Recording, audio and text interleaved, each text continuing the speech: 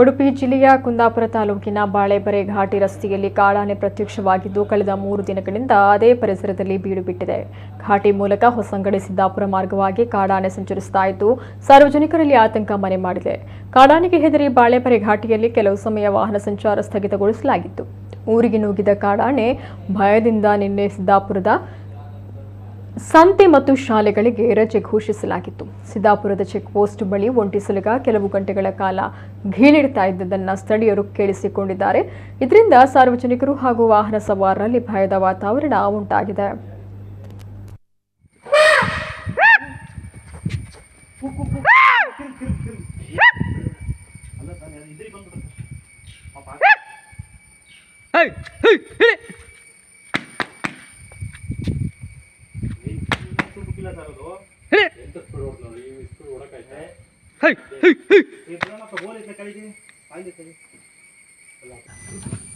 ಆನೆ ಬಂದಿದ್ದಲ್ಲ ಹೊಸ ಆನೆ ಕಾಡಾಗೆ